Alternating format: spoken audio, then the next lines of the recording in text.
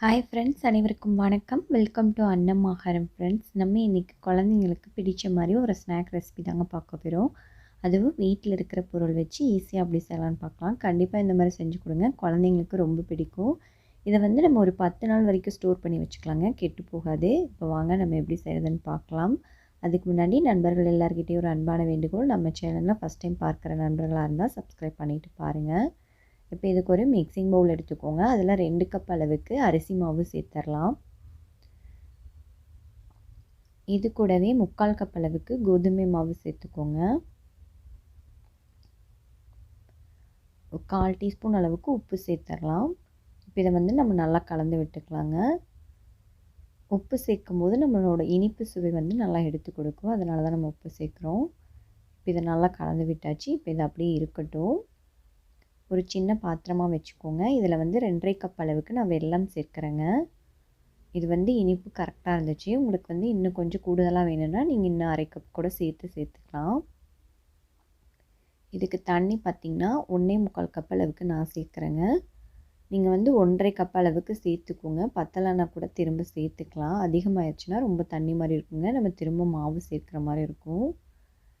இப்போ பாருங்கள், வெல்லம் நல்லா கரைஞ்சி வந்துருச்சு. இப்போ இதை நம்ம எடுத்துடலாம். இதை வடிச்சிட்டு கொஞ்சம் கொஞ்சமாக நம்ம மாவில் சேர்த்து நல்லா கலந்து எடுத்துக்கலாங்க. கட்டிகள் இல்லாமல் நல்லா கலந்து எடுத்துக்கோங்க. நம்ம கொஞ்சம் கொஞ்சமாக சேர்க்கும்போது கரெக்டாக இருக்குங்க. நான் எடுத்த அளவு இதுக்கு கரெக்டாக இருந்துச்சு. உங்களுக்கு அளவு கரெக்டாக இருக்கும் கண்டிப்பாக. அந்த மாவோட தன்மையை பொறுத்து கொஞ்சம் மாறும். அதுக்காக தான் தண்ணி முதல்ல கம்மியாக சேர்த்துக்கோங்க. பத்தலைன்னா கூட நம்ம திரும்ப சேர்த்துக்கலாம். இப்போ இதை கொஞ்சம் கொஞ்சமாக நல்லா கலந்துக்கோங்க, கட்டிகளே இருக்கக்கூடாது. நான் எடுத்து வச்சுருந்த வெல்லத்தோட அளவு ஃபுல்லாகவே சேர்த்துட்டேங்க.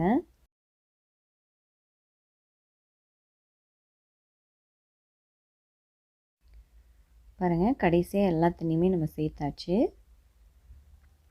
இப்போ இதையும் நல்லா கலந்து விட்டுடலாம்.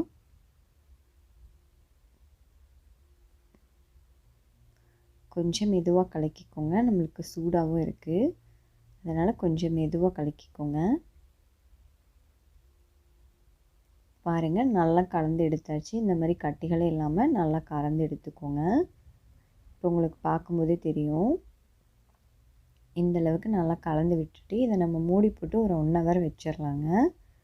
உங்களுக்கு டைம் இருந்துச்சுன்னா இன்னும் அதிகமாக கூட நீங்கள் வைக்கலாம். அதுக்கு முன்னாடி இது கூட கொஞ்சமாக ஏலக்காய் பொடி சேர்த்துக்கலாம். 1/4 டீஸ்பூன் அளவுக்கு பேக்கிங் சோடா சேர்த்து இதையும் நல்லா கலந்து விட்டுருங்க.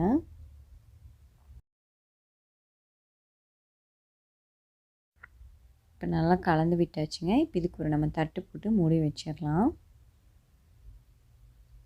நான் 2 ஹவர்ஸ் விட்டுருந்தேங்க. உங்களுக்கு டைம் இருந்துச்சுன்னா நீங்கள் விட்டுறலாம்.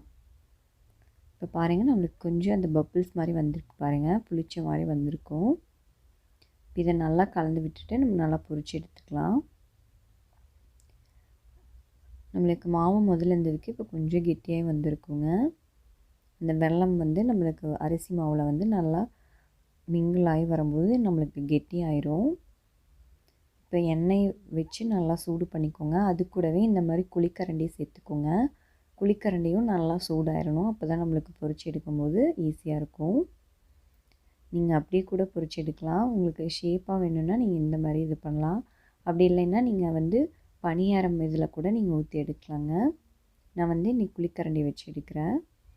இப்போ கொஞ்சமாக மாவு எடுத்து நம்ம குழிக்கரண்டியில் விட்டு இந்த மாதிரி நல்லா பொரிச்சு எடுத்துக்கலாங்க. இது நல்லா விட்டு வர வரைக்கும் நீங்கள் அந்த கரண்டியே வச்சு நல்லா பொரிச்சுக்கோங்க. இல்லைன்னா வெளியே இது பண்ணும்போது நம்மளுக்கு மாவு பிரிஞ்சு வந்துடும். இப்போ பாருங்கள், நல்லா புரிய ஆரம்பிக்குது. எண்ணெய் நல்லா காஞ்சதுக்கப்புறமா நீங்கள் அடுப்பை சிம் பண்ணிக்கோங்க. பாருங்கள், நம்மளுக்கு நல்லா மேலே இதாயிருச்சு, நல்லா பொரிஞ்சு வந்தது. இதை நம்ம லைட்டாக சாய்ச்சி விட்டிங்கன்னா அதுவே தன்னால் விழுந்துடும். இப்போ இது நல்லா கலர் மாதிரி வந்ததும் நம்ம எடுத்துடலாம். ரொம்ப டேஸ்ட்டாக இருக்கும். கண்டிப்பாக குழந்தைங்களுக்கு ரொம்ப பிடிக்கும். கண்டிப்பாக செஞ்சு பாருங்கள். செஞ்சு பார்த்துட்டு எப்படி இருந்துச்சுன்னு உங்கள் கமெண்ட்ஸை மறக்காமல் கமெண்ட் செக்ஷனில் சொல்லுங்கள். இதே மாதிரி நீங்கள் எல்லாத்தையும் போட்டு பொரிச்சு எடுத்துக்கலாம். இந்த வீடியோ பிடிச்சிருந்தால் நம்ம சேனலை லைக் பண்ணி சப்ஸ்கிரைப் பண்ணிக்கோங்க. உங்கள் ஃப்ரெண்ட்ஸ் அண்ட் ஃபேமிலி மெம்பர்ஸ்க்கும் ஷேர் பண்ணுங்கள். வீடியோ பார்த்த அனைவருக்கும் நன்றி.